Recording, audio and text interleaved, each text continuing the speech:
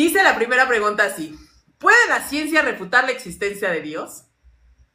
Hay que entender cuál es el objeto de la ciencia. La ciencia tiene un rango epistemológico, lo que modernamente entendemos por ciencia. Porque bajo las acepciones antiguas o medievales, pues la palabra ciencias básicamente significa toda forma de saber. Entonces, se puede hablar de la filosofía como ciencia o de la teología como ciencia bajo acepciones de tipo medieval o antiguo.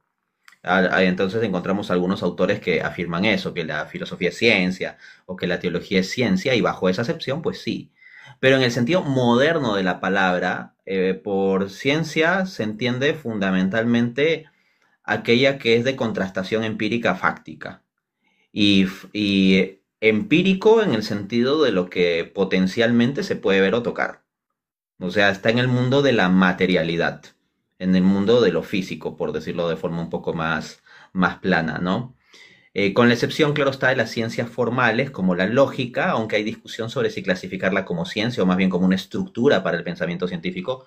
Y por otra parte, la matemática, ¿no? La ciencia matemática. Pero fuera del caso particular de la ciencia matemática, luego la biología, la física, la química, etcétera, y también las ciencias sociales que serían propias de la realidad humana, que potencialmente podemos ver o tocar, digo potencialmente, eh, tiene un rango epistemológico que ya está demarcado por eso, o sea, que sea de lo empíricamente verificable por los medios empíricos.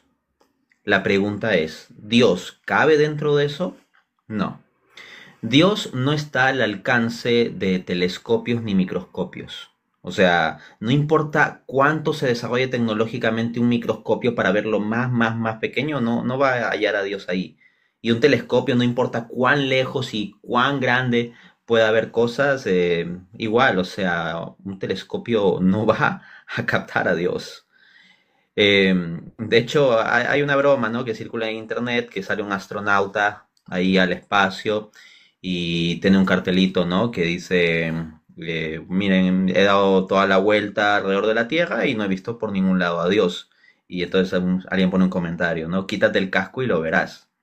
Entonces, es una realidad trascendente. Así es, una realidad trascendente a esta vida. La instancia propia de Dios sería lo metafísico, no lo meramente físico. Entonces la ciencia puede refutar o verificar cosas en el plano de lo empírico, de lo físico, pero no de lo trascendente. Sin embargo, sin embargo, la ciencia puede permitir dilucidar ciertas proposiciones que en el razonamiento nos puedan llevar a concluir la existencia de Dios o concluir en contra de la existencia de Dios. O sea, la ciencia sirve para información empírica que pueda ser reflexionada filosóficamente, pero la cuestión de la existencia de Dios no es una cuestión científica, es una cuestión filosófica.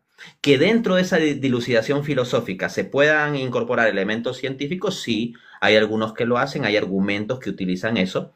Los argumentos tomistas, por ejemplo, no dependen de formulaciones científicas específicas, las 5 vías de Santo Tomás, pero pueden ilustrarse con elementos científicos y a mí me gusta bastante hacer eso.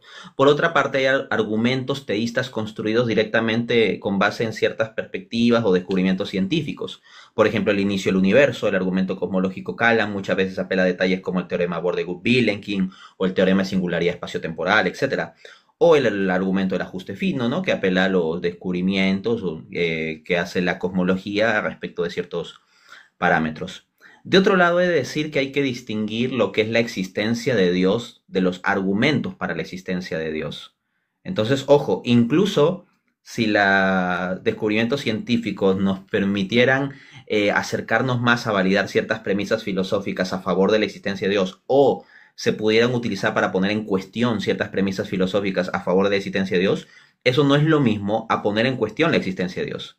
Es poner en cuestión argumentos para la existencia de Dios. No es lo mismo Dios en cuanto a su existencia objetiva que los argumentos para la existencia de Dios. Entonces, haciendo estas distinciones, he de decir que la ciencia no puede de por sí refutar la existencia de Dios, A lo más se podría problematizar ciertas premisas de ciertos argumentos filosóficos, especialmente de argumentos filosóficos que estén muy amarrados con una cuestión científica.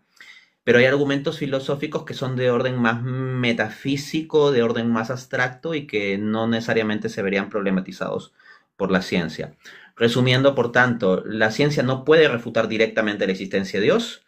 A lo más a lo que podría llegar sería poner en ciertas circunstancias en cuestión, no digo ni siquiera refutar contundentemente, sino poner en cuestión ciertas premisas de ciertos argumentos teístas a lo más. Eso es lo máximo que creo que podría hacer la ciencia al respecto. Y esas premisas pueden ser también defendidas por otros medios o a veces con descubrimientos científicos posteriores.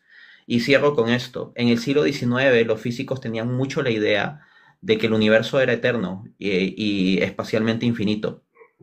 Y fue con reflexiones sobre todo del siglo XX y descubrimientos empíricos del siglo XX que se fue rompiendo con esa idea.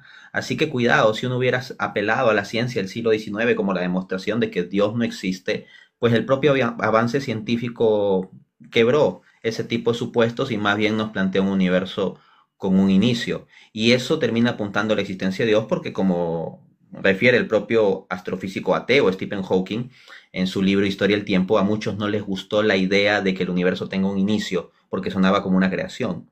Y una de las personas a las que no les gustaba esa idea era al propio Hawking.